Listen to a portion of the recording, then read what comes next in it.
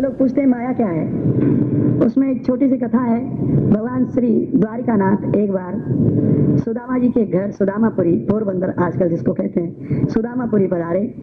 और सुदामा जी घर आकर, सुदामा जी की पत्नी का नाम सुशीला है, सुशीला से कहने लगे, भाभी आज तो हम आपके हाथ की बाजरा के टिक्कर और सरसों का साग खाने के लिए आए हैं। रात से भोजन करते करते बहुत समय हो गया, तो कृपा करके हमें बाजरा की रोटी और सरसों का साग खिलाइए, और आप तैयार करें जब तक हम दोनों दोस्त सरस्वती नदी में स्नान करके आते हैं। तो भगवान श्री कृष्ण सुदामा जी को लेके सरस्वती नदी के तट पर पहुंचे स्नान के लिए।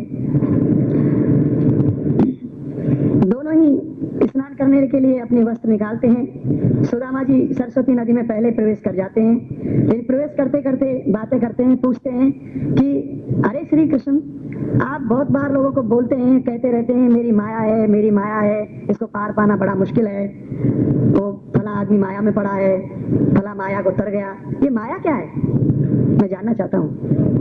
जय श्री कृष्ण। तो भगवान कहते हैं कि पहले स्नान तो कर लो, फिर बातें करेंगे। बोलो नहीं, पहले बता दो। भगवान कहते हैं कि पहले कम से कम एक डुबकी तो मार लो, बताएंगे इसको भी।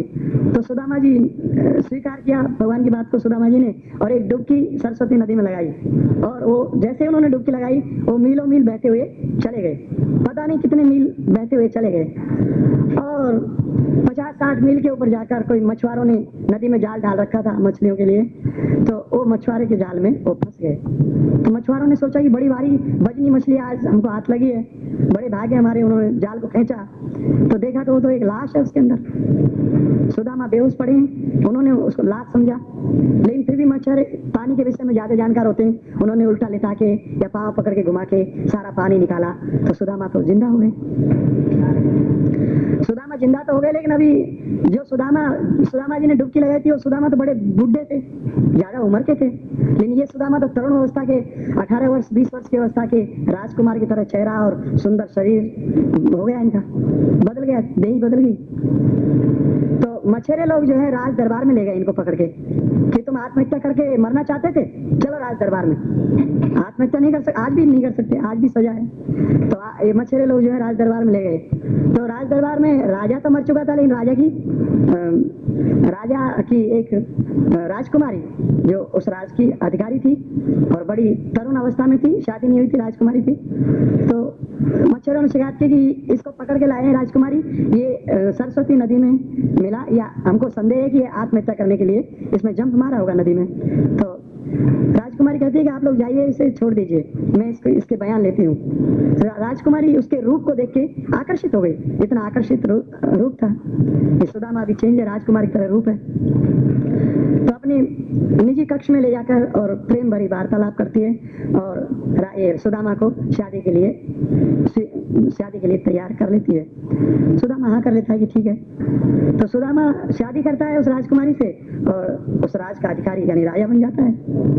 सीधी बात, राजा बन गया। अभी दोनों राजा रानी रहने लगे, धीरे धीरे संतान होने लगी, बड़े बड़े 6 पुत्र हो गए और 1-2 पुत्री हो गई। उम्र भी अभी ज्यादा हो गई है, लेकिन इसी समय जो है ऐसी बीच की अवस्था में जाके राजकुमारी यानी रानी मर गई, खत्म हो गई। तो रानी खत्म हो गई तो सभी राज दरबारी मंत्री इत्यादि सभी कहने लगे कि महाराज स्नान कर लीजिए, राजकुमारी मर चुकी है, अभी आपको सत्ता होना पड़ेगा। सत्ता, हाँ, जलना पड़ेगा। यानी औरत सती होती है, लेकिन नगरी का सिद्धांत है कि यहाँ आदमी को सत्ता होना पड़ता है, औरत को नहीं। तो आपकी पत्नी महारानी जी मर गई है, शरीर छोड़ दिया है, आपको उनके साथ साथ अग्नि में जलना पड़ेगा, आप स्नान कर लीजिए। तो सुदामा बोलते हैं कि ऐसा क्यों, हमारे यहाँ ऐसा कभी होता नहीं है, तो यहाँ तो इस नगरी का यही सिद्धांत है कि आपको ऐसा होना पड़ेगा। सुदामा कह रहा है मैं राजा हूँ, तुम मेरे साथ बेवकूफी की बात क्यों करते हो, इनके शरीर को जलाने के लिए हम सब चलते हैं, मैं क्यों जलूं, फिर राज कौन करेगा। तो लड़के सामने आए, बोले पिताजी क्षमा करें, इस नगरी का सिद्धांत पालन करना ही पड़ेगा, राज तो हम करेंगे ना बाद में, आपको सत्ता होना ही पड़ेगा। तो जब लड़कों ने भी सबने ये बोला तो सीरियस हो गए कि ये तो बड़ी मुश्किल की बात है, जलना पड़ेगा। तो सुदामा भी भागने के लिए सोचते हैं कि भागे भी तो कैसे भागे, चारों तरफ से घेर रखा है लोगों ने, सेना है, दूसरे दूसरे लोग हैं। तो ये एक उपाय सोचते हैं कि कहने लगते हैं कि ठीक है मैं सत्ता हूँगा, लेकिन मैं पहले नदी में स्नान तो कर लूं।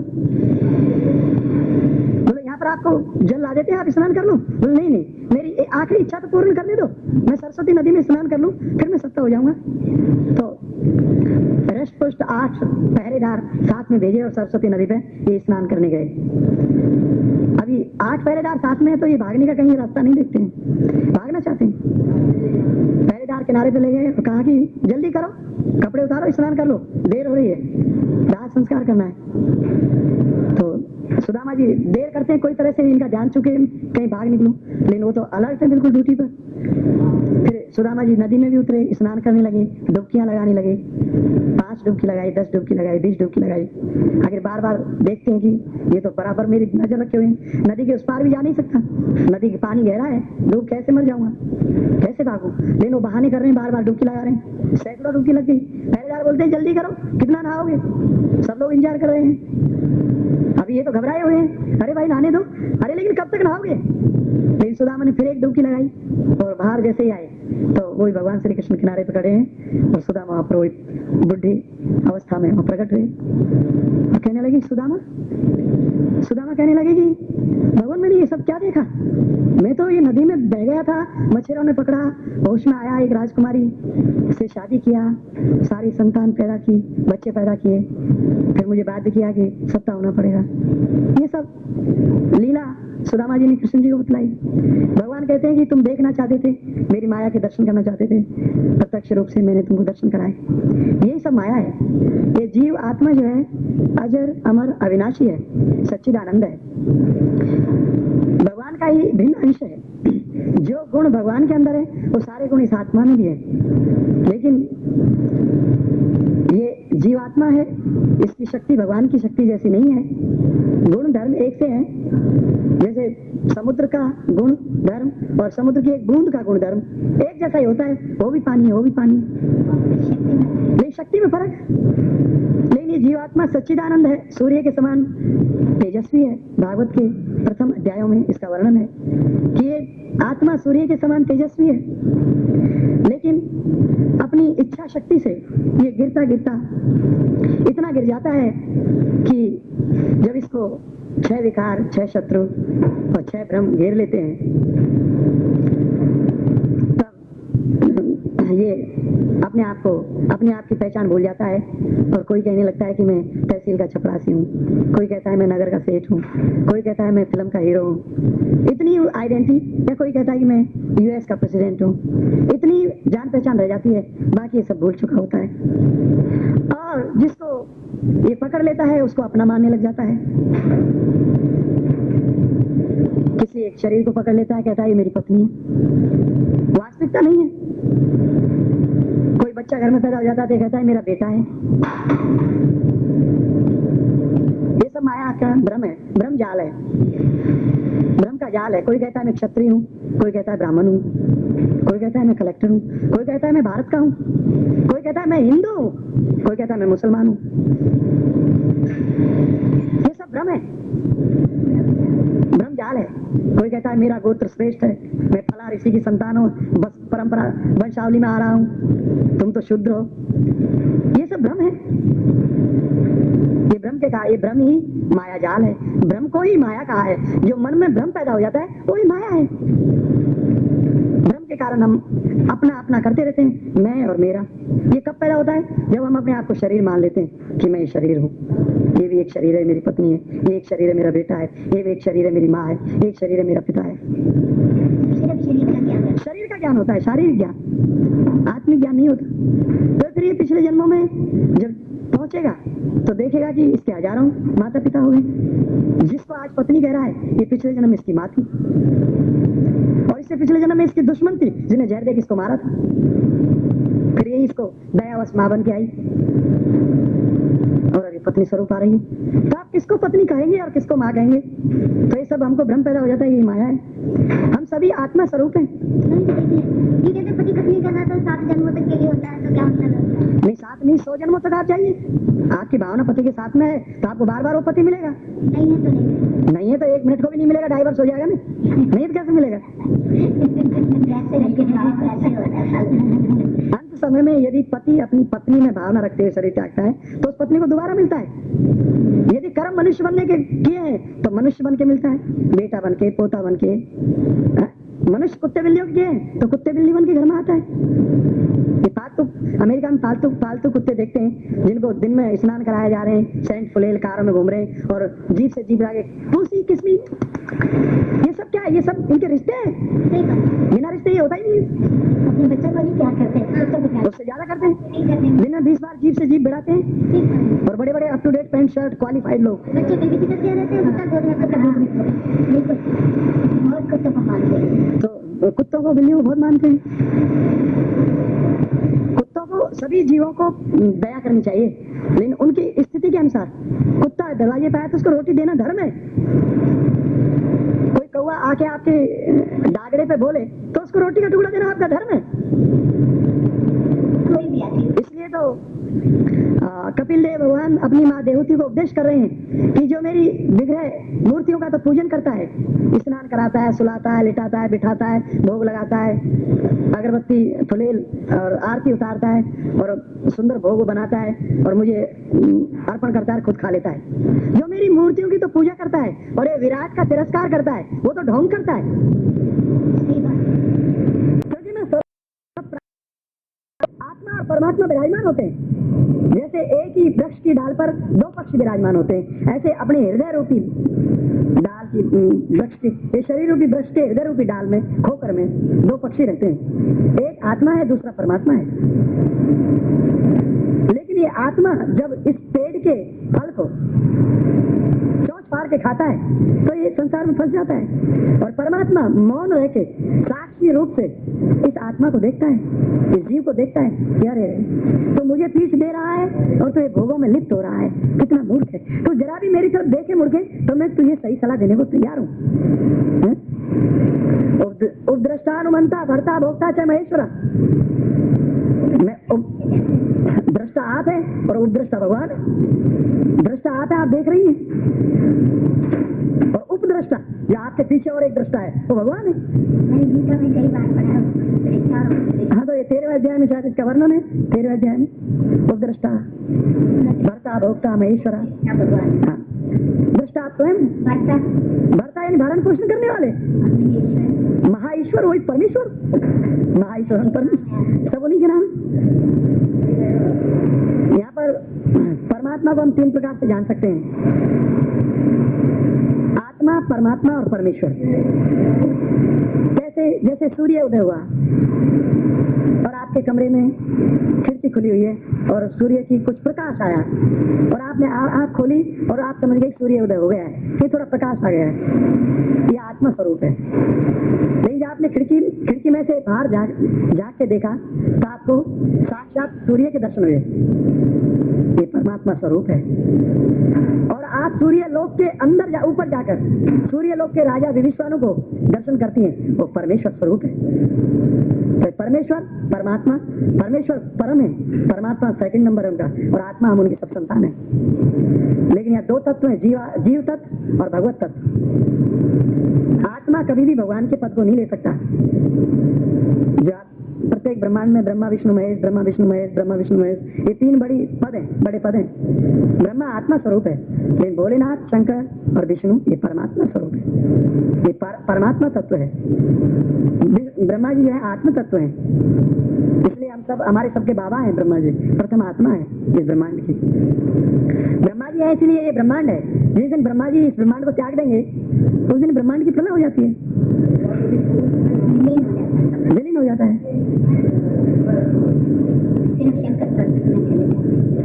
जी नहीं, ये महाविष्णु में चले जाते हैं, महाविष्णु।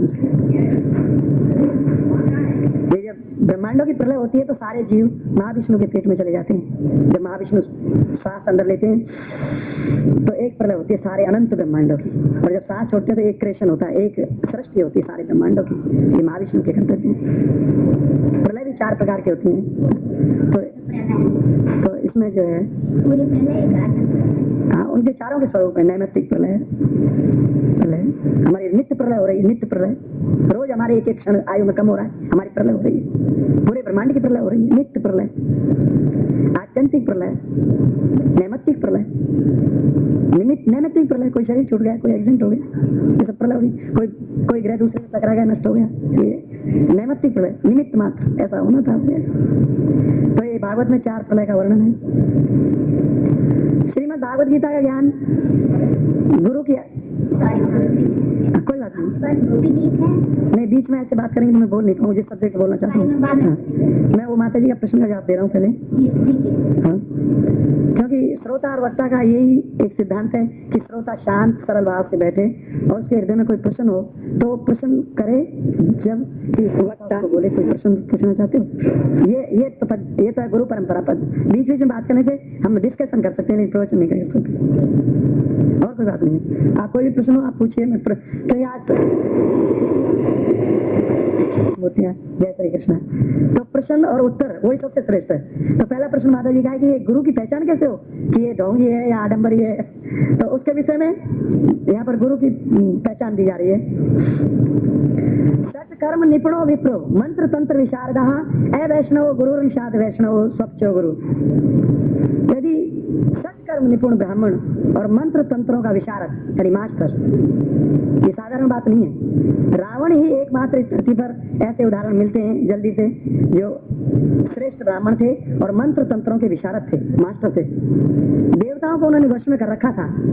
वायुदेव स्वयं शरीरधारी वायुदेव, वायुदेव तो आपके घर में भी आता है, लेकिन वायुदेव स्वयं आके और रावण के दरबार में झाड़ू निकालता था। वरुण देव, शीतल, इंद्रदेव घरों में जल भरता था। ऐसे सभी देवताओं को वश में कर रखा था रावण ने। ये मंत्रों से तो देवता वश में होते हैं, मंत्रों से भूत वश में होते हैं, मंत्रों से मनुष्य वश में होते हैं। सम्मोहन क्या है? सम्मोहन मंत्र है। सम्मोहन कोई जानता हो तो किसी को वश में कर सकता है। मंत्र से ही भगवान वश में होते हैं। जब आप हरे कृष्ण कृष्ण कृष्ण हरे हरे, हरे राम राम राम हरे हरे, जब ये मंत्र की शरण ग्रहण करती हैं तो एक दिन आप भी यशोदा के पद को प्राप्त कर सकती हैं और माँ कौशल्या के पद को प्राप्त कर सकती हैं। संदेह नहीं है, क्योंकि भगवान की अनन्य भक्ता है, तभी तो भगवान के आंगन में खेले। सत्कर्म निपुणो विप्रो, सत्कर्म निपुण ब्राह्मण बहुत ऊंची क्वालिटी का होता है। ब्राह्मण के 6 कर्म होते हैं और गीता में 8 गुण ब्राह्मण के गुण धर्म बतलाए, क्वालिटी। और भी इसकी श्रृंखलाएं हैं, थोड़ा शॉर्ट में आप ले लीजिए। सत्कर्म निपुणो विप्रो मंत्र तंत्र विशारदा, मंत्र तंत्रों का मास्टर। वैष्णव गुरु निषाद, यदि ऐसा क्वालिफाइड विद्वान ब्राह्मण यदि भगवान विष्णु के शरणागत नहीं है, यदि कृष्ण की भक्ति नहीं करता है, यदि राम की भक्ति नहीं करता है, तो गुरु बनने का अधिकारी नहीं है। और यदि कोई वैष्णव गुरु निषाद, वैष्णव स्वच्छ गुरु। और यदि कोई स्वपच कहते हैं चांडाल जाति को, जो कुत्ते को भी मार के खा जाती है। यदि कोई चांडाल घर में से भी आया हुआ हो और उसने भगवान की भक्ति स्वीकार की हो और वो रात और दिन उसकी सांसें भगवान के चरणों में निकलती हो, भगवान का ध्यान जप भगवत भावना में रहता हो, तो वो गुरु बनने का अधिकारी है। वाल्मीकि जी कौन थे? चांडाली थे, निर्मम हत्यारे थे, रोज सैकड़ों प्राणियों का वध करते थे जंगल में, खाने के लिए 1 या 2, लेकिन उनको शौक था और अधमरा करके छोड़ते थे, पूरे नहीं मारते थे।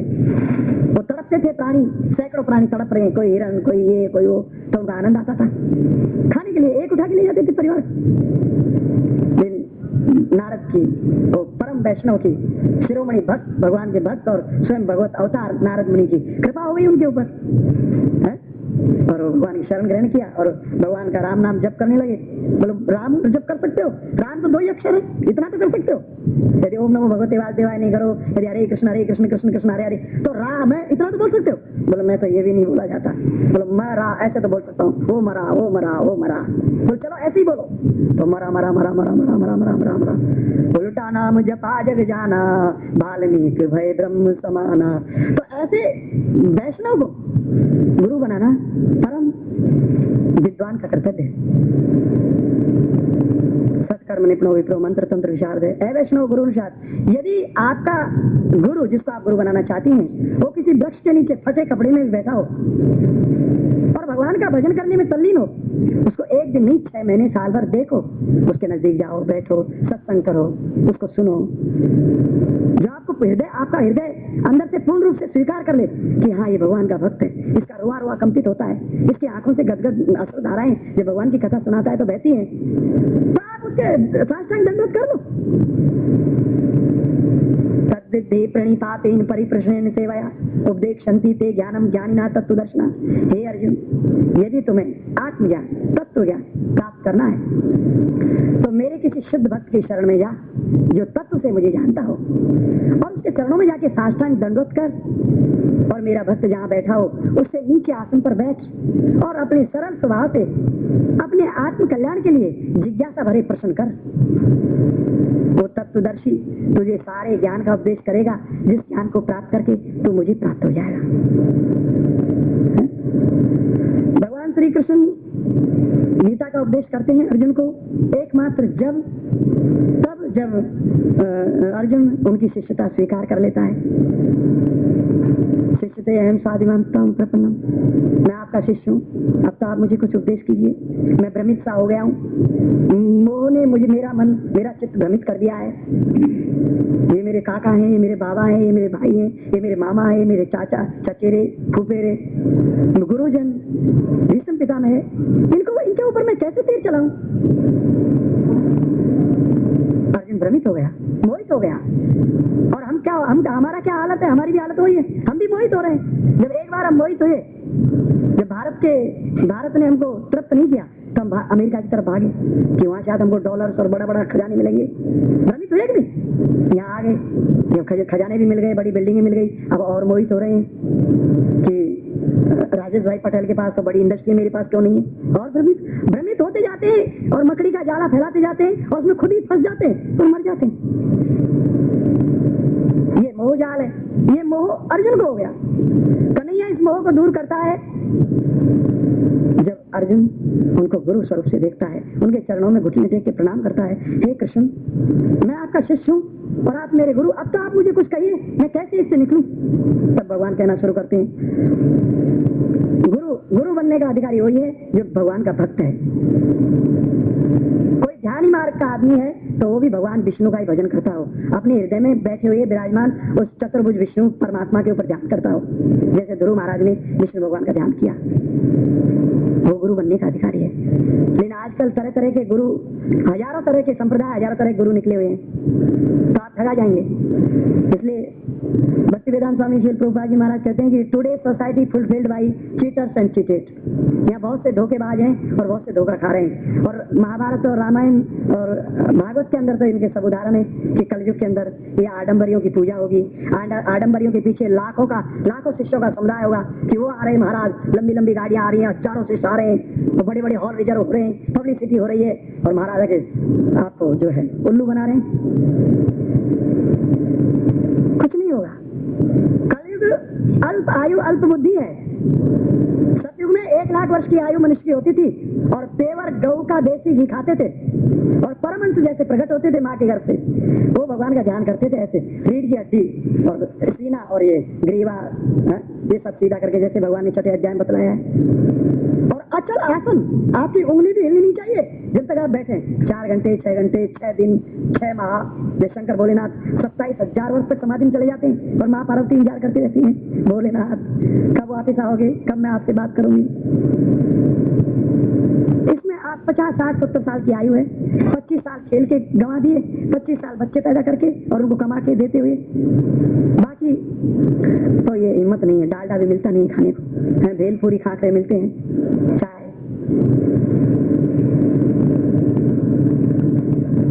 और लोग तो वो भी नहीं खा रहे, लोग तो कुछ और अनाप शनाप खा रहे हैं, कोई गंदा भक्षण कर रहे हैं। तो कैसे आप, इसलिए कलयुग केवल नाम आधारा, सुमरे सुमरे नर उतर ही पारा, हरे नाम एव केवलम, कलो नास्तेव नास्तेव नास्तेव गतिरन था। ये उपनिषद वेद व्यास जी महाराज ने वेदों का जूस निकाला है, उपनिषद 108 उपनिषद। वेद व्यास जी स्वयं भगवान के अवतार हैं, स्वयं भगवान आपको रास्ता दिखला रहे हैं और आप समझ नहीं पा रहे, तो इसमें कसूर किसका है? बहुत से तांत्रिक गुरु मिलते हैं। अभी एक क्वींस में कहीं पर, मैं जगह नहीं जानता हूँ, एक जगह में गया था, मोतीराम पंडित जी हैं उनके घर, तो वो बतला रहे थे कि दक्षिण भारत से एक साधु आए हैं, बड़ी पब्लिसिटी है, बड़े शिष्य भी हैं उनके यहाँ, और वो कोई भी जाता है सामने तो कुछ ऐसे करते हैं और ऐसे एक रुद्राक्ष आता है उनके हाथ में कहीं से, खाली हाथ दिखा के ठीक है और वो रुद्राक्ष देते हैं और फिर भभूति देते हैं। तो वो आडम्बरी है, सीधी सी बात है। जो आपको चमत्कार दिखलाएगा वो जरूर आडम्बरी होगा। पहचान सकती हैं आप? जो आपको भगवान की कथाएं नहीं सुना सके, जो भगवान का नाम गुणगान नहीं कर सके, ये भगवान की सृष्टि का वर्णन नहीं कर सके, उसकी महिमा का गान नहीं कर सके, कीर्तन नहीं कर सके, है? प्रहलाद महाराज रास्ता बतला रहे एक सच्चे गुरु का, श्रवणम कीर्तनम विष्णु स्मरणम पाद सेवनम अर्चनम वंदनम साक्ष्यम दास्यम साक्ष्यम आत्म निवेदनम। जिस भक्त के अंदर ये 9 गुण विशेष हो वो गुरु बनने का अधिकारी है। श्रवणम, वो सबकी सुनता हो, भगवान की कथाएं सुनता हो, सबकी सुनता हो। ये थोड़ा गहराई में जाइए, सबके सुनने का मतलब, क्योंकि एक सच्चा परोपकारी परमार्थी और परम कल्याण के लिए आया हुआ संत सबकी सुनता है। कोई उसको गाली देता है तो भी स्वीकार करता है, देता है, कोई बात नहीं, गाली दे ले, लेकिन कृष्ण बोलना ही पड़ेगा तुझे,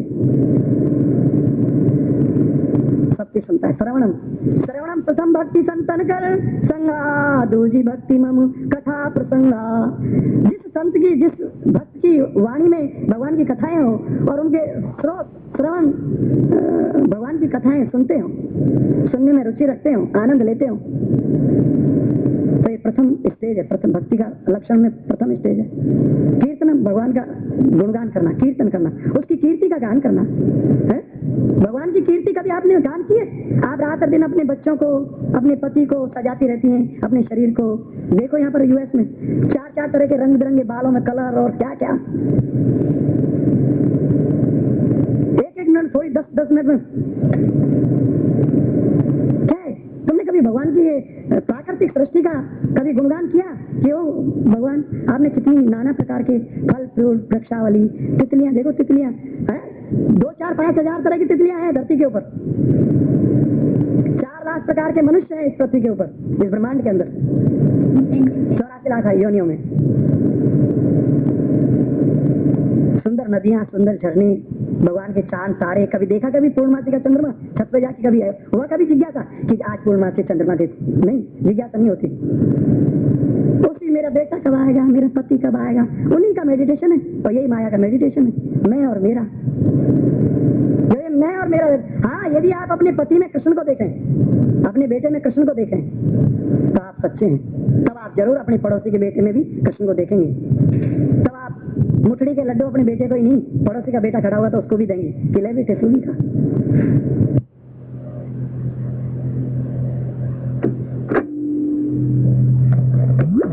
तो जो ज्ञान को प्राप्त हो गया है वो सब में एक ही दृष्टि रखता है, भेदभाव नहीं रखता। सब जानता है कि सबके हृदय में मेरे परमात्मा विराजमान है। गुरु बनाना जीवन में जरूरी है, क्योंकि मोह मानी अंधकार, मोह मानी तामस, अंधकार में आप हैं और आप उजाले में आना चाहते हैं। आपकी जिज्ञासा है कि हमको भी प्रकाश मिले, हमको भी भगवान का मार्ग मिले, तो आपको टॉर्च चाहिए, एक बैटरी चाहिए, लैंप चाहिए, जिससे आपको मार्ग दिखाई दे। तो गुरु टॉर्च का काम करते हैं कि जाओ बेटे, वो देखो रास्ता जा रहा, सीधा आप इस मार्ग से जा सकते हैं। श्रवणम कीर्तनम विष्णु स्मरणम, विष्णु स्मरणम, स्मरण जरूरी है। स्मरण आप हर कदम, हर सांस में उसका स्मरण कर सकें, सतत भक्ति। तो ये सब कला है, और ये कला बड़ी सरल है। बोलिए मत बीच में माता जी, मैं चूक जाता हूँ, मैं कहाँ बोलना चाहता हूँ, आप बोलिए मत। ये कला है, ये भक्ति की कला है। प्रेम कला एक ऐसी कला जिसके बिना नहीं किसी का भला। लेकिन हम प्रेम किसको करते हैं? या तो चमड़ी को प्रेम करते हैं, या दमड़ी को प्रेम करते हैं, या अपने घरौंडे को प्रेम करते हैं, या अपनी कार को पालिश करते हैं। हम प्रेम किसी और चीज को कर रहे हैं। कार का ड्राइवर प्यासा मर रहा है, उसको प्रेम नहीं करते, और हम कार में पेट्रोल डाल रहे हैं, शीशा साफ कर रहे हैं, टायर रेडी कर रहे हैं।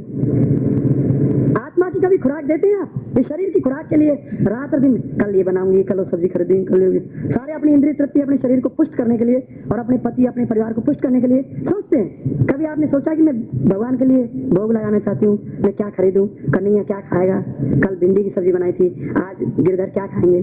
कभी सोचते हैं कभी आप, मेरे भगवान को आज कौन सा फ्रूट खरीदूं, कभी मैं कौन सा प्रसाद कभी मंदिर में बांटूं, चढ़ाऊं, किसी गरीब को वस्त्र दान करूं? कभी सोचा है? कभी सोचा है? आपने हमेशा सोचा कि मैं ये मेरा पैसा है, ये मेरा घर है, ये मेरे वोट है, मेरा समाज है, मेरी देश है। कभी आपने ये नहीं सोचा कि सब परमात्मा का है? और बात तो सत्य है कि परमात्मा का है। वो जब चाहे तब आपसे झापट दे के ले सकता है, जब चाहे, और जब चाहे तब अपार दे सकता है।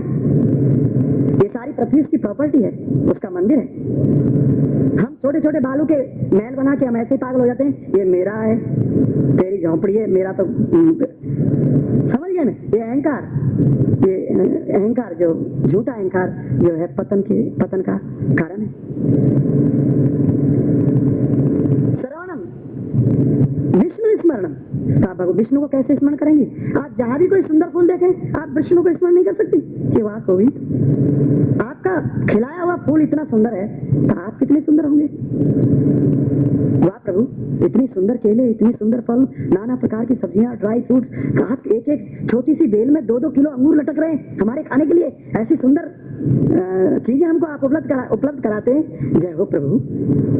और चाहे आपकी थाली में चावल और सूखी सब्जी भी हो, तो भी आप गोविंद को वाह गोविंद, मैं कुछ भी तो आपकी सेवा भजन नहीं करता हूँ, फिर भी आप मुझे इतना सुंदर भोजन समय पर दे रहे हैं, समय पर उपलब्ध करा रहे हैं। आप क्या समझते हैं मेरे घर में गैस आ रही है, ये मैं पेमेंट देती हूँ? नहीं, वहाँ भी वाह प्रभु, क्या मेरे लिए आपने इंतजाम किया है? थोड़ा बटन दबाया गैस है। आप हर कदम पर, हर मोमेंट में उस भगवान को स्मरण कर सकती हैं, लेकिन आप उसका अभ्यास करना शुरू करें तभी ना। आपके पति आए तो आओ मेरे भगवान, आगे क्या आप दफ्तर से आओ कन्हैया, आपके बच्चों को खिलाइए, आओ गोपाल पहले भोजन कर लो, फिर जाना स्कूल। भगवान को देखिए। एक थे राजा चित्रकेतु, उनके 1 करोड़ रानियां थी। कथा सतयुग की है, संभव है कि 1 करोड़ रानियां रही हूं, क्योंकि सतयुग में 1 लाख वर्ष आयु होती थी। 1 करोड़ रानियों की भी कथा इसलिए है ये कि जब राजा चित्रकेतु कोई पुत्र की संतान की प्राप्ति नहीं कर सकते थे, तो दूसरी और शादी करते थे, और 10 रानियां लाते थे, और 100 रानियां लाते थे, फिर भी संतान नहीं होती थी, फिर और लाते थे, तो 1 करोड़ हो गई। 1 करोड़ रानियां महल में हो गई, लेकिन संतान फिर भी नहीं। आखिर एक दिन उनके गुरु महाराज अंगिरा ऋषि आए। चित्रकेतु उस समय सर के हाथ लगा के उदास बैठे थे। चित्रकेतु ओ गुरुदेव चरणों में गिर गए साष्टांग होके। गुरुदेव, अरे चित्रकेतु क्या बात है, तुम इतने उदास और गिड़गिड़ा रहे हो, वाणी में कुछ असंतुष्टि नजर आ रही है। हाँ गुरुदेव, मैंने 1 करोड़ रानियों का भोग किया, चक्रवर्ती सम्राट के सिंहासन का भोग किया, मुकुट किरीट कुंडलों का भोग किया, राज खजानों का भोग किया, प्रजा का भोग किया, हाथी घोड़े सब सारा ऐश भोग किए, लेकिन मैं असंतुष्ट हूँ। मेरे कोई संतान नहीं, बुढ़ापा शीघ्र आने वाला है, और मेरे जाने के बाद में सिंहासन पर कोई सिंहासन का उत्तराधिकारी, तो कृपा कीजिए आप मुझे आशीर्वाद दीजिए कि मेरे एक पुत्र हो जाए। अंगिरा ऋषि ने उनको बहुत समझाया कि भगवान ने तुझे चांस दिया है, अवसर दिया है, तू भजन कर ले। अब तेरी तीसरी अवस्था आ गई है, वानप्रस्थ आ गया है, तुझे एक अच्छा अवसर मिल गया है, तू भगवान का भजन कर ले। और जाने से पहले कोई भी राजा की दृष्टि में सारी प्रजा के बालक उसके ही बालक होते हैं, तो कोई योग्य हो उसको बैठा देना। इसमें गिड़गिड़ाता क्यों है? भजन कर। क्या 1000 जन्म तूने पुत्र प्राप्त नहीं किए, या आगे करेगा नहीं? इस जन्म नहीं हुआ तो कोई बात बात नहीं, तुझे भगवान ने अवसर दिया है, जिस परिस्थिति में जाय विधि राखे राम ताई विधि रहिए। नहीं गुरुदेव, एक पुत्र की प्राप्ति अवश्य हो जाए, ऐसा आशीर्वाद दो। अंगिरा ऋषि समझ गए कि मूर्ख कभी समझेगा नहीं, तथास्तु कह के चले गए। 9वें महीने में राजा को एक पुत्र की प्राप्ति हुई। पुत्र दिन बड़ी, जब तक पुत्र की प्राप्ति हुई तो बड़ा धूमधाम से जन्म, आप समझ सकते हैं कितनी धूमधाम रही होगी। देसी घी की कढ़ाइयां चढ़ी होंगी और पूरे बंधनवार तोरण और सारे नगर को सजाया गया होगा, उल्लास उत्सव मनाए गए होंगे। लेकिन जो पुत्र 1 वर्ष का हुआ तो 1 वर्ष के बाद में हम क्या मनाते हैं? वर्षगांठ। ये वर्षगांठ क्या है? ये सही उपयुक्त शब्द है, वर्षगांठ। 1 वर्ष को गांठ लगा देना, यानी बोरी में बंद करके रख देना कि तुम 1 वर्ष, तुम्हारी आयु खत्म हो चुकी है, 1 वर्ष में गांठ लग चुकी है, तुम मर चुके 1 वर्ष। हर क्षण हमारी मृत्यु हो रही है, हमारे सेल्स मर रहे हैं, हम मर रहे हैं, हमारा शरीर मर रहा है।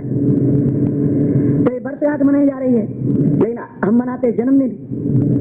ये मरण दिन मनाना चाहिए, 1 वर्ष का मरण हो गया है, वास्तविकता तो यही है। चलो जन्मदिन मनाओ, तो ये जन्मदिन मनाया जा रहा है वर्षगांठ। 1 साल का पुत्र हो गया है। लेकिन 1 करोड़ रानियों में से कई रानियां जलती हैं, और एक रानी तो विशेष जलती है कि जब से जिस रानी को ये पुत्र की प्राप्ति हुई है, राजा 1 वर्ष से उसी के महलों में जाता है, हमारी तरफ तो देखता भी नहीं, तो बड़ी जलती है।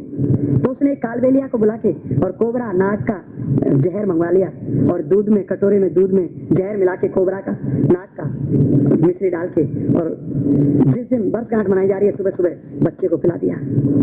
बच्चा कोबरा का जहर से, गामा पहलवान भी जिंदा नहीं रहेगा, फिर बच्चा कैसे मर गया। तो राजा और रानी को जैसे ही पता चला तो वो चिल्ला चिल्ला के रो रो के, और वो भी बेहोश होके लाश के पास गिर पड़े। ऐसे ही समय में अंगिरा ऋषि फिर वहां प्रकट हुए। इस बार नारद जी भी साथ में। अंगिरा ऋषि द्वारपालों से पूछते, कहाँ है चित्रकेतु? बोलो महाराज, आपके आशीर्वाद से जो पुत्र प्राप्त हुआ था, आज उसकी वर्षगांठ थी, सुबह सुबह वो मर गया, और राजा और रानी दोनों मूर्छित अवस्था में उसके पास है, इसलिए शहर में उदासी है, नगर में उदासी है। चित्रकेतु के पास ऋषि अंगिरा गए। चित्रकेतु, तो ये शब्दों का प्रभाव देखिए, हमारे शरीर में जो ताकत नहीं है वो हमारी इंद्रियों में ताकत है, कर्मेंद्रियों में ताकत है। कर्मेंद्रियों में जो ताकत नहीं है वो ज्ञानेंद्रियों में ताकत है। ज्ञानेंद्रियों में जो ताकत नहीं है वो ताकत मन के अंदर है, और मन से भी बुद्धि के अंदर और भी ज्यादा ताकत है। इसलिए बुद्धि को माँ कहा है मन की। और इन सबसे परे तो आत्मा है, जिसकी ताकत सूर्य के समान है। हे आत्मदेव, तू सूर्य के समान तेजस्वी है, लेकिन तू अपनी इच्छा शक्तियों से ये भ्रमों ने और शत्रुओं ने ग्रसित कर लिया, और विकारों ने ग्रसित कर लिया, इसलिए तू अपनी जान पहचान भूल गया कि तू कौन है। चित्रकेतु ये ऋषि का पावर है। कैसे भी, जैसे बोलते ने, अरे फलाने बाबा ने तो मुर्दे को जिंदा कर दिया, लेकिन इस पे एकदम विश्वास नहीं कर लेना। कई बाबाओं ने चमत्कार दिखलाए भारत में कि मुर्दे को जिंदा कर दिया। वो भूत प्रेतों के सिद्धि करने वाले बाबाओं ने चमत्कार दिखलाए। उस मुर्दा लाश में भूत को घुसा दिया, भूत ले खड़ा हो गया, और बाबा ने बोल दिया, अरे तुम्हारे घर वापस नहीं जाएगा, इधर ही रहेगा मेरे साथ। बोले ठीक है, लेकिन जिंदा तो कर दिया, अच्छा हो गया। बाबा की पब्लिसिटी हो गई, लाखों से दीक्षा लेने आ गए। उधर वो भूत है। दोबारा आए वो 8-10 दिन के बाद मिलने कि कहाँ है, दर्शन कर ले हमारे बेटे के पति के जो जिंदा किया था। बोलो वो तीर्थ धामों में चला, भेज दिया मैंने, तीर्थ धामों में चला गया, वो जमीन में गाड़ दिया, भूत बाहर निकल गया। नहीं, लेकिन ये सत्य भी है। अंगिरा ऋषि आवाज में, वाणी में, चित्रकेतु, तो आवाज देते ही दोनों राजा रानी खड़े हो गए, रोने लगे। चित्रकेतु तो, महाराज अनर्थ हो गया, आपके आशीर्वाद से मुझे पुत्र की प्राप्ति हुई, लेकिन आज ये चल बसा। अरे मूर्ख, मैं तो तुझे पहले ही समझाता था, इस संसार में किसी की आशा और तृष्णा तृप्त नहीं होती, पूरी नहीं होती। ये संसार मृत तृष्णा है। कोई हुआ है, कोई तृप्त नहीं हुआ, बिरला भी तृप्त नहीं हुआ। जो भी आप किसी बड़े को समझे, तृप्त नहीं हुआ। सिकंदर ने लोगों की कब्रों को खोद खोद के भी असर से निकाली, फिर भी वो तृप्त नहीं हुआ, अतृप्ति चला गया। ये मृत तृष्णा है। जैसे राजस्थान की रेगिस्तान में कोई प्यासा मृग सूर्य की किरणों को देख करके और उसको जल का भ्रम हो जाता है, सूर्य की किरणें रेत से, गर्म तपती रेत के ऊपर ऐसे करती हैं तो समझता है कि लहरें उठ रही हैं, जल भरा है, तालाब भरा है। वो दौड़ा दौड़ा जाता है और पहुंचता है कि जल पीऊंगा, प्यासा हूं, लेकिन वहां तो तालाब नहीं है, निराश हो जाता है। लेकिन फिर और ऊंची दृष्टि करके देखता है तो और आगे एक तालाब दिखाई देता है कि वो जल भरा, वहां जरूर जल मिलेगा। फिर वो दौड़ता है, प्यासा है, फिर भी वहां जल नहीं है। फिर भी वो फिर आगे दृष्टि पहुंचाता है, दौड़ता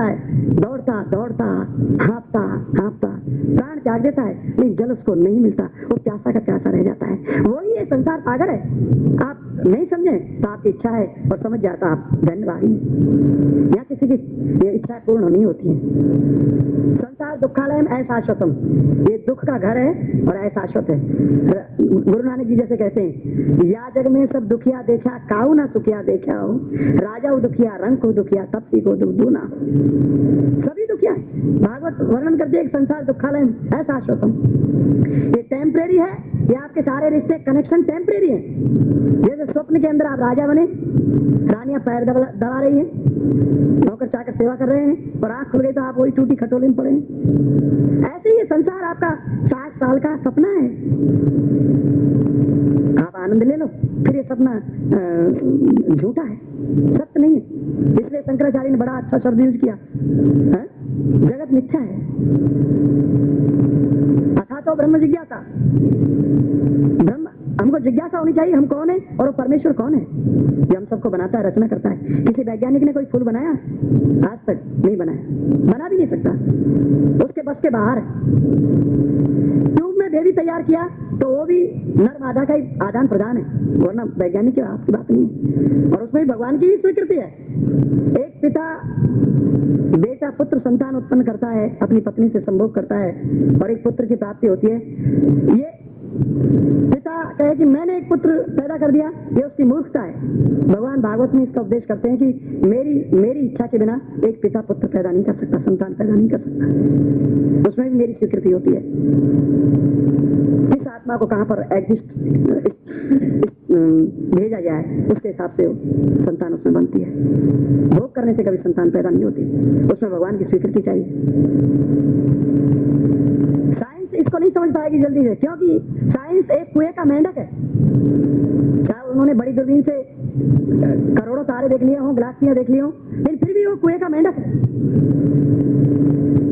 जैसे समुद्र के किनारे एक कुआं है और उसमें कुछ मेंढक मीटिंग कर रहे हैं, ऐसे साइंटिस्ट हैं।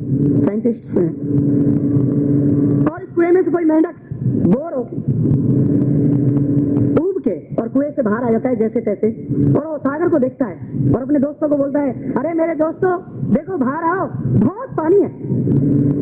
लेकिन वो अहंकारी मेंढक नीचे से बोलता है कि क्या यहाँ से 2 गुना पानी है? बोलो नहीं बहुत है। तो क्या 4 गुना है?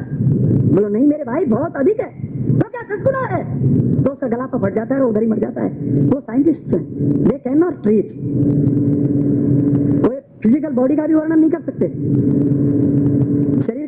शरीर रचना को भी वो नहीं समझ सकते। चित्रकेतु राजा गिड़गिड़ाने लगे, रोने लगे कि अनर्थ हो गया। हे गुरुदेव, आपने जो आशीर्वाद दिया पुत्र हुआ, 1 वर्ष का भी हुआ, लेकिन आज जब बस गांठ मनाई जा रही थी तो ये तो मर गया। और वो रोता है जोर जोर से। अंगिरा ऋषि कहते हैं कि अरे मूर्ख, मैंने तो तुझे पहले ही बोला था, अभी रोता क्यों है? जब नहीं था तो रोता था, जब ये चला गया तो रोता है। जिस चीज से हम ज्यादा प्रेम करते हैं वही चीज हमको ज्यादा दुखदाई होती है। मान लो हम किसी कार को बड़ा प्रेम करते हैं, तो कार का जब कभी एक्सीडेंट हो जाए तो हमारा हार्ट अटैक हो जाता है कि मेरी कार। कोई पुत्र या कोई हीरा घर में हो, मोटा हीरा, और आप उससे अटूट प्रेम करते हैं, और कभी चोरी हो जाए तो आप अस्पताल में हार्ट अटैक हो जाए, आप भी खत्म हो सकते हैं। होते हैं, पति के मरने पत्नी भी कुछ दिन बाद चल बसती है, प्रेमी के बाद दूसरा प्रेमी चल बसता है। उसका कारण वही तो सहन नहीं कर पाता उसको, उसकी मृत्यु को, अज्ञानतावश। नारद ऋषि साथ में है। नारद ऋषि कहते हैं अरे भाई चित्रकेतु रो मत, तेरा पुत्र तो वापिस चाहिए ना, मैं इसकी आत्मा को वापिस बुला देता हूँ, ये जिंदा हो जाएगा। लेकिन आज तू पहुंच ले, और तू जितना चाहेगा उतना तेरे पास रहेगा, तू जितने समय तक चाहेगा। तो तुरंत आंसू पहुंच लिए चित्रकेतु राजा ने कि करो, जल्दी कर दो, मेरे बेटे को मंगा दो। तो नारद तो स्वयं भगवान के अवतार हैं और शिरोमणि संत है, साधारण नहीं है, पावर है उनमें। उन्होंने वही आत्मा बेटे में तुरंत मंगा दी। 1 वर्ष का बेटा तुरंत ही खड़ा हो गया, 1 वर्ष का बालक तुरंत ही खड़ा हो गया। राजा चित्रकेतु, मेरे बेटे। बालक कहता है, खबरदार, मुझे छूना नहीं, मैं तेरा कैसा बेटा? ये तेरा भ्रम है, ये तेरा भ्रम है कि मैं तेरा बेटा हूं, तू मेरा बाप है। तू जैसे कहता है कि मेरा बेटा, ऐसे मुझे हजारों ने पहले भी बेटा कहा पिछले जन्मों में, लेकिन आज मैं प्रत्यक्ष देख चुका हूं कि ये सत्य नहीं है। ना तो वे हजारों मेरे बाप थे, और ना तू हजार के बाद 1001 हुआ, तू मेरा बाप नहीं है, और ना मैं तेरा बेटा हूं।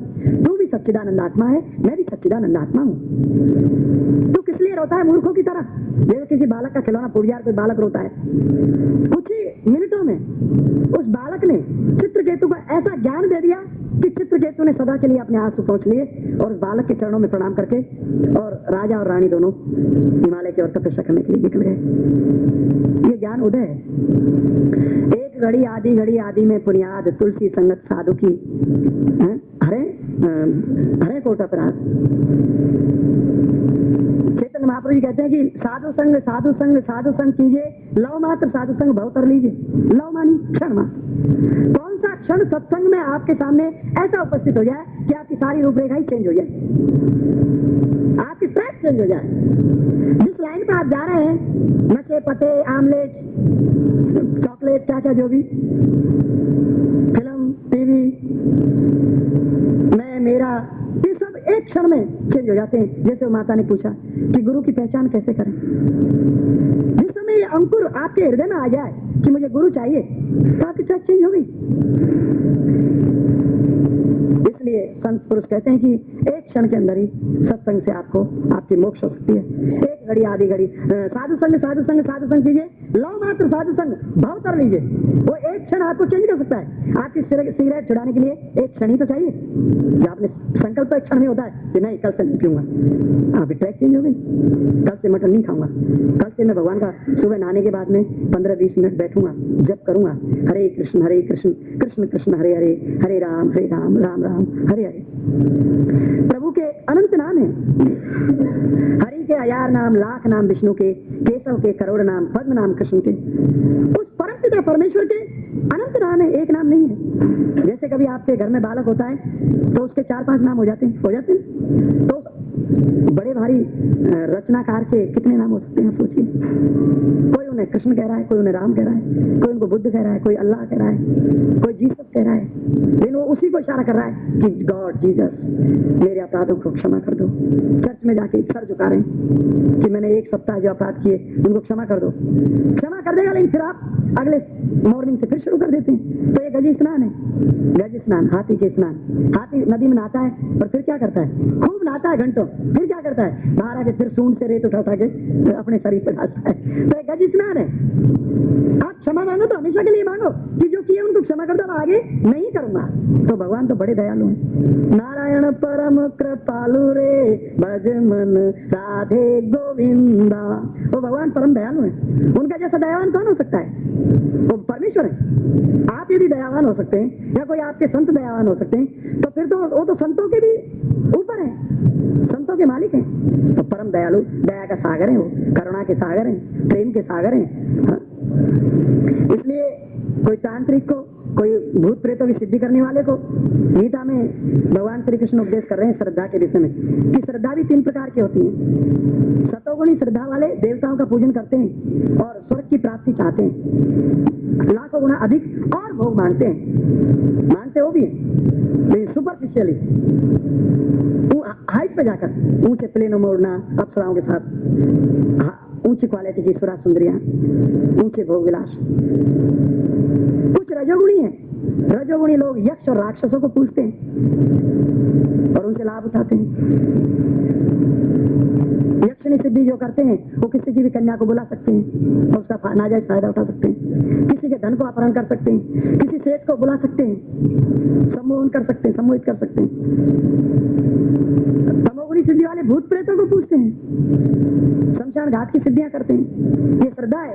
लेकिन इन तीनों श्रद्धाओं से परे जो श्रद्धा होती है, शुद्ध सत्व में जो श्रद्धा होती है, वो मेरा भजन करता है कि आपने सब कुछ दिया है गोविंद, मुझे तो आपके दर्शन चाहिए, आपकी भक्ति चाहिए, मुझे आपकी निर्मल भक्ति दो, आपकी अनपायनी भक्ति दो, है ना धनम ना जनम ना सुंदरीम कविता हुआ जगदीश कामये। हे गोविंद, मुझे इस संसार में प्रतिष्ठा नहीं चाहिए, पद नहीं चाहिए, सुंदर पत्नी नहीं चाहिए, ना धन चाहिए, ना ऊंचे कुलों में जन्म चाहिए, इंद्रलोक में जन्म भी नहीं चाहिए, ना धनम ना जनम ना सुंदरीम कविता हुआ जगदीश कामये मम जन्मनी जन्मनीश्वरे भगवत भक्ति रहती तुई। मैं जहां भी जन्म लूं तेरे चरणों का नहीं भूलू गोविंद। ये चैतन्य महाप्रभु स्वयं बोल रहे हैं, ये भक्ति सिखा रहे हैं हमको। आपको क्या नहीं दिया, भगवान ने सब कुछ दिया है। लेकिन मंदिरों में मैं देखता हूँ भारत के अंदर सुबह सुबह भिखारियों, और सुबह भी शाम भी भिखारियों की भीड़ देखता हूँ। बहुत से लोग हनुमान जी के मंदिर में शनिवार को भीड़ देखिए आप, कैसे नारियल और तेल और हनुमान जी बंदर है जाति से, बंदर को तेल सुना तो उछल के दूर पड़ता है, वो तेल उसको चाहिए नहीं। फिर भी चोला चढ़ाने के समय लोग थोड़ा जिससे चिपक गया है बॉडी को, सिंदूर क्या बोलते हैं सिंदूर ही बोलते हैं, सिंदूर तो घी या तेल का इस्तेमाल करते हैं, चोला चढ़ाते हैं कभी हनुमान जी को।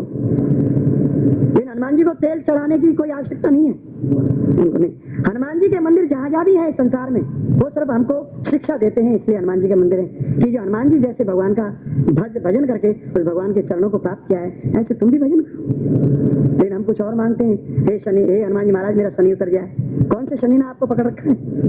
आपके शनि आपके मित्र हो सकते हैं, या आपके कोई अड़ोसी पड़ोसी हो सकते हैं, या आपके जो बुरी आदतें हैं ये शनि हो सकते हैं। वो शनि ग्रह आपका कुछ नहीं बिगाड़ सकता नहीं। आपके पृथ्वी के ऊपर 4.25 अरब चींटी की तरह है, चींटी की तरह छोटी छोटी। वो शनि चिमटी लेके किसी एक चींटी को नहीं पकड़ता कि पकड़ लिया तुझे, मैं लिपट गया तेरे 7.5 साल और नहीं। जिन्होंने ये चीजें बनाई हैं वो सिर्फ अपने पेट पोषण के लिए ऐसी चीजें बनाई। तेरे ऊपर शनि आ गया नहीं, शनि जिस दिन आएगा पूरी पृथ्वी के ऊपर आएगा, पूरी पृथ्वी को इफेक्ट करेगा, आप अकेले को नहीं, क्योंकि आप पृथ्वी के ही जन्म से हैं। शनि ग्रह जब इफेक्ट करेगा, बुरा असर करेगा, कोई भी ग्रह बुरा असर करेगा तो पूरी पृथ्वी सफर करेगी, पूरी पृथ्वी को असर होगा। और कोई भी ग्रह लाभ करेगा तो पूरी पृथ्वी को लाभ होगा, आप अकेले को नहीं कि मुझे लाभ किया उसको नहीं। ये साइंस है, ये ज्योतिष है। जरूर ग्रह उपग्रह ये लाभ और हानि करते हैं, लेकिन आप अकेले से एक चींटी से भी छोटे से आप घूमते टुटू करते, आपसे क्या लेना देना है शनि का? तो एक विशाल ग्रह है। लेकिन नारियल तोड़ा, एक माला चढ़ाई, हे शनि बाबा हे। एक मराठी भाई एक दिन मंदिर में, गणपति मंदिर में नारियल तोड़ता था, नारियल तोड़ के एक माला चढ़ाई और गिड़गिड़ाता था कि गणपति बापा सब आनंद है, लेकिन मारुति कार नहीं है। तो गणपति क्या बोलते हैं पता है कि अरे भले आदमी, अगर मारुति होती तो मैं चूहे पे क्यों बैठता, मैं नहीं चढ़ सकता था। भूल जाओ आप, गणपति आपको कुछ देने वाले नहीं है, आपका पुरुषार्थ आपको कुछ देगा, आप कुछ करेंगे सब मिलेगा। कर्म प्रधान विश्व करी राखा, जो जस करहि सो तस फल चाखा। मांगे मिले ना भीख, भीख भी मांगने से नहीं मिलती है, बिन मांगे मोती मिले। आप चाहे देवताओं से मांग रहे हो भीख मांग रहे हैं, या कोई बड़े राजाओं से मांग रहे हो भीख मांग रहे हैं, या कोई मित्रों से मांग रहे हो भीख मांग रहे हैं। यदि आपने भीख मांगने की अभ्यास किया तो मांगते मांगते एक दिन भिखारी का कटोरा ही आपके हाथ में होगा, समझ लेना ये परम सत्य वचन है। क्योंकि आप अभ्यास भीख मांगने का कर रहे हैं, गिड़गिड़ा रहे हैं आप मंदिरों में जाके कि हमको ये दे दो, हमको वो दे दो, हमको वो दे दो। अरे क्या ना चाहिए, तुमको बुद्धि दी, तुम भजन करो तो बुद्धि और श्रेष्ठ दूं। ददामि बुद्धि योगम, जो मेरी शरण में रहते हैं उनको मैं खुद बुद्धि देता हूँ। और कुबुद्धि नहीं, बुद्धि, जिस बुद्धि से मुझ तक को प्राप्त कर सकता है। ये संसार के कांच के टुकड़े नहीं, मुझ हीरे को भी प्राप्त कर सकता है। गुरु एक जौहरी का काम करता है। आप इस बाजार में जैसे मैंने मेरे एक सब्जी मार्केट में बॉम्बे में भजन की लाइन आ गई थी दिमाग के अंदर, तो देख लिया मेला प्रभु वापस बुला ले, मेले में बाजार बना जो ठग ठाकुर और चोरों का। मैं भी ठग गई, मैं भी लुट गई बीच बजरिया, काम नहीं जहां मोरों का। ये शुद्ध आत्माओं का, शुद्ध भक्तों का, ये चोरों के ठगों के बीच में कोई काम नहीं, लेकिन वो भी ठगा जाते हैं। अच्छे अच्छे महात्मा बड़ी बड़ी भजन करके थोड़ा लोग जानने लग जाते हैं और वो भी फिर माया के चक्कर में पैसा घेर लेता है, कोई घेर लेता है, कोई सुंदरी घेर लेती है, वो भी ठगा जाते हैं। तो ये बाजार में जो आप जाते हैं तो कांच के टुकड़े देखते हैं, चमक रहे हैं, कांच ज्यादा चमकता है, कांच पे थोड़ी लाइट डाल दो तो डायमंड से भी ज्यादा चमकता है।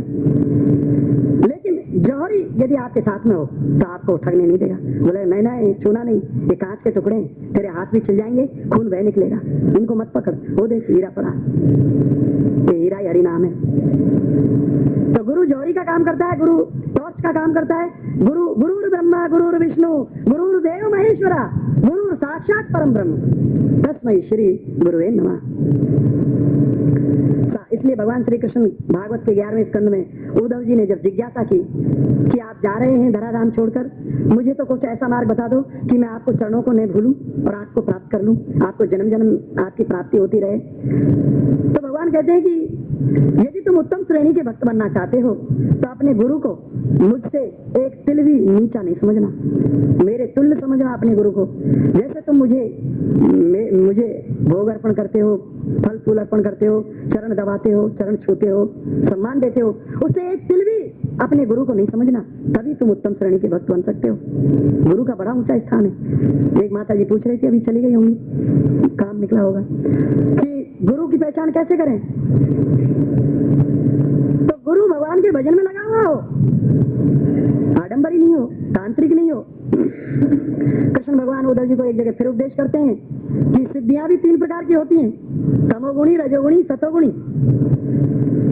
तमोगुणी सिद्धि भूत प्रेतों से, पिशाचनी, इनसे प्राप्त होती है। भूत सेवन करते हैं, मूठ देते हैं, कच्ची मूठ देते हैं, उच्चाटन करते हैं, ये सिद्धियां हैं, भूतों की सिद्धियां। रजोगुणी सिद्धियां वे दुर्गाओं से, देवियों से मिलती हैं।